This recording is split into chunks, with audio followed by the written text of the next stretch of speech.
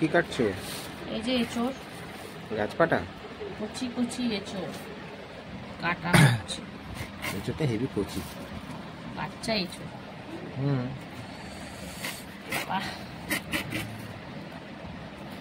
হাতে তেল লাগিয়েছে। কি তেল? কেরোসিন তেল? কেরোসিন তেল দিলে তুমি খেতে পারবা? ও, সরিষার তেল। ইস, আঠা লেগে যাচ্ছে। আঠা বেশি তো।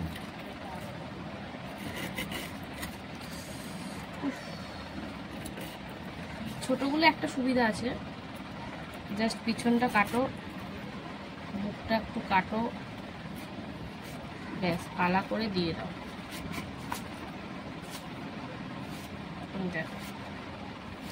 কমপ্লিট।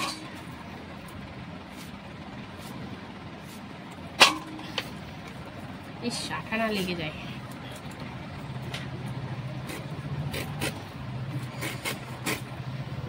খোলা ছাড়ালে আর কিছুই নেই বলো। ছোট এঁচোড় না, এই যে খোলাটাই তো মোটা না। আর কি আছে? আর কিছু নেই তো। ছোট দেখে নিয়েছি এটা। 750 মতন হয়েছিল। আজকে বাদ গেলে 250 বাদ যাবে। 500 তো থাকবে। 500 250 বাদ যাবে না, 350 বাদ যাবে।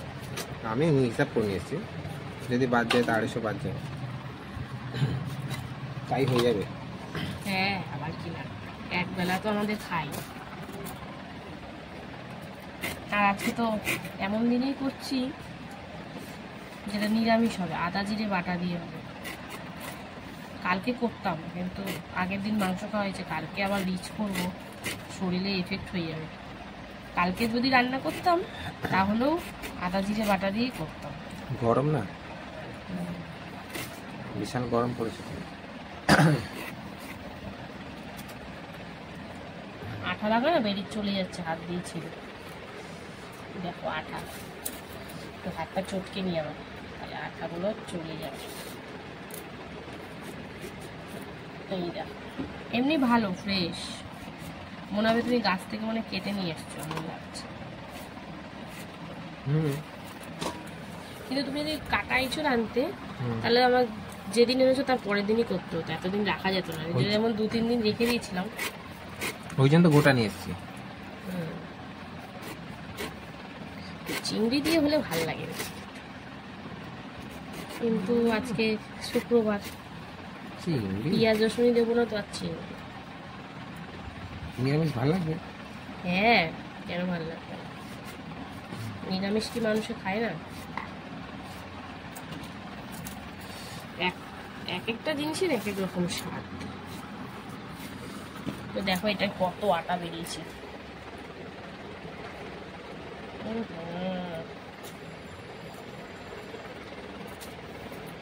বন্ধুরা, এঁচোড়টা কেটে নিই, তারপরে আবার আসবো।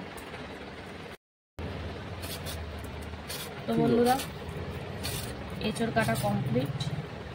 খুব বেশি সময় লাগলো না, কারণ কচি এঁচোড় তো ঝামেলা নেই কাটতে, জাস্ট পিছনটা আর বুকটা ফেলে দিলেই হলো। তো এবারে আলু কাটছি এঁচোড়ের জন্য, তারপরে ভেন্ডি ভিজিয়ে রেখেছি, ভেন্ডি দিয়ে করব, মানে ভেন্ডিটা আলাদা করব, ভেন্ডি দিয়ে করবো বলছি, ভুলভাল বকছি, গরমে মাথাটা গেছে। করে দাও, নতুন রেসিপি, ভেন্ডি দিয়েছো। খেতেই পারবো না, তো মুখে তুলতেই পারবো না, ভুলভাল রান্না করলেই হলো। ভেন্ডির টক খেয়েছো কোনোদিন? হ্যাঁ, অনেক খাই তো। বেশি এক্সপেরিমেন্ট করতে গিয়ে এরা মানে জিনিসই নষ্ট, গরিবের ঘরে জিনিস নষ্ট করলে চলবে না। তো যাই হোক, দেখো আলু কাটছি, এঁচোড় দিয়ে আলু দিয়ে তরকারি। আজকে বেশি কিছু রান্না হবে না বন্ধুরা, এই যে এখন ফটাফট কাটছি আর ফটাফট রান্না করব। ভাত তো আমার বসিয়ে দিই, তোমরা জানো, ভাত বসিয়ে দিয়ে সবজি কাটি আমি। আলু কি আর দেবো? লাগবে না, দেখুন হয়ে যাবে, আলু থাক, আর আলু লাগবে না। এবারে ভেন্ডি কাটার পালা। দেখো বন্ধুরা, সব ভেন্ডি ভিজিয়ে দিয়েছি।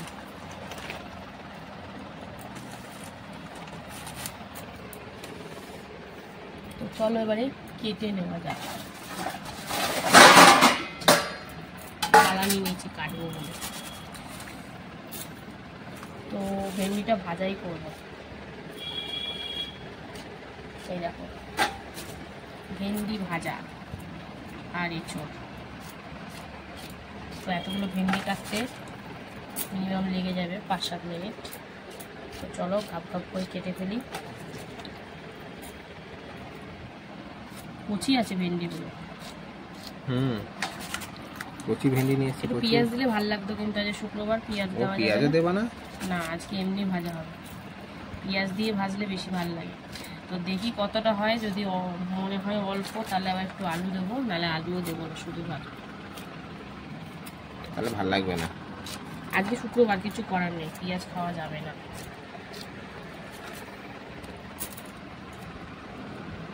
একটা দিন তো পুরো প্রপার মানি না, সেটা তো মানতে দেবা। বাদ বাকি তো বৃহস্পতি শনি উলট পালট হয়েই যায়, সেটাও প্রপার হয় না। তো যাই হোক বন্ধুরা, ভেন্ডিটা কাটি, তারপরে রান্না বান্না বসাবো। দেখতে থাকো, পাশে থাকো। তো বন্ধুরা দেখো, এঁচোড়টা ভাপাতে বসিয়ে দিয়েছি, শুধুই ভাপাবো। একটু হলুদ দিলে ভালো হতো, থাক হলুদ দেবো না, একদম কচি। তো এটাকে ভাপিয়ে নেব, ভাপিয়ে জলটা ফেলে দেবো, তাহলে কষকষ ভাবটা চলে যায়। তো চলো ভাপিয়ে নিই, তারপরে আবার আসবো। তো বন্ধুরা দেখো, এঁচোড়ের জন্য জিরে, তেজপাতা আর শুকনো লঙ্কা ফোড়ন দিয়েছি, আর এখানে আলু ভাজা হচ্ছে, তারপরে ভাপিয়ে রাখা এঁচোড় দেবো। তো যাই হোক দেখো, আলুটা একটু হালকা ভাজা হলেই এতে এঁচোড় ভাপিয়ে রাখাটা দিয়ে দেবো। আর এখানে হচ্ছে দেখো ভেন্ডি ভাজা। রাতে পেঁয়াজ আলু কিছুই করেনি, জানি না কেমন লাগবে খেতে। তো পেঁয়াজ দিলে ভালো লাগে। তো আলুও দিইনি, 500 ভেন্ডি তোর, আর আলু ফালু দিয়ে বাড়াবাড়ি করিনি। গরমে এমনিও সবাই কম কম খাবে। শুকনো লঙ্কা দিয়ে লবণ হলুদ দিয়ে এটা ভাজবো। তো প্রপার রান্না হলে তোমাদেরকে শেয়ার করব।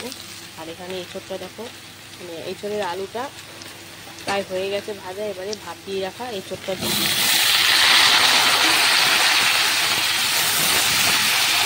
দিয়ে ভালো করে নাড়াচাড়া করে এটাও কিছুক্ষণ মতন একটু ভেজে ভেজে নেবো। হালকা একটু হলুদ দিয়েছিলাম, তো হালকা একটু ভাজা হলে তারপরে এতে মশলাপাতি সব অ্যাড করবো।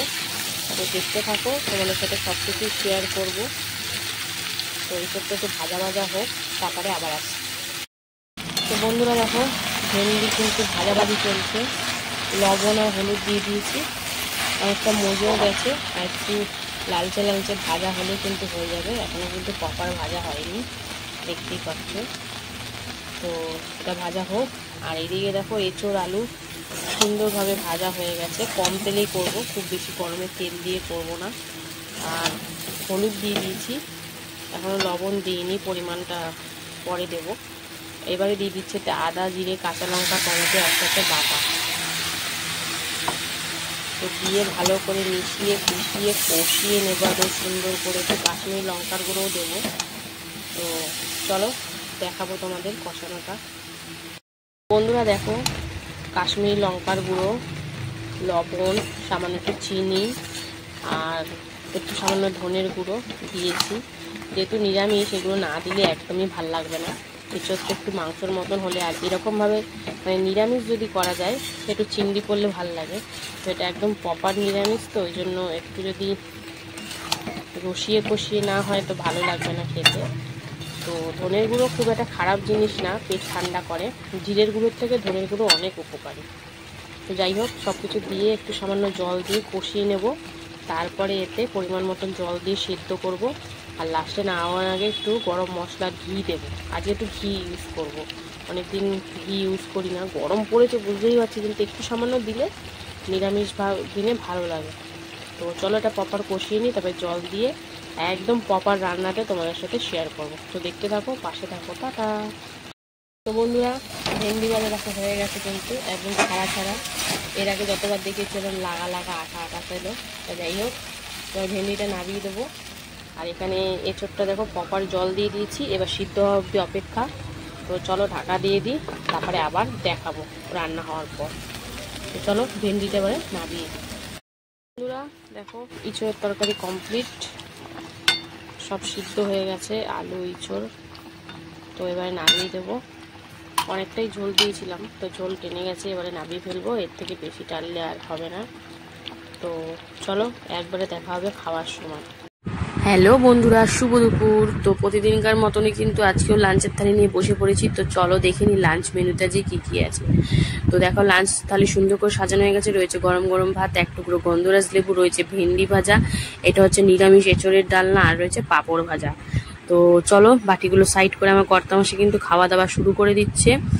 তো যেহেতু আজকে শুক্রবার, সেই জন্য একদম প্রপার নিরামিষ রান্নাই করেছি। আর যা গরম পড়েছে, বেশি কিছু রান্না করতে পারছি না, বিশ্বাস করো। কালকে যেমন ডাল আলু সিদ্ধ এইসব দিয়ে চালিয়েছিলাম, আজকেও মানে ডাল আলু সিদ্ধ হলেই মানে ভালো হতো, টক ডাল আলু সিদ্ধ। তা যাই হোক, রোজ রোজ তো এক খাবার ভালো লাগে না।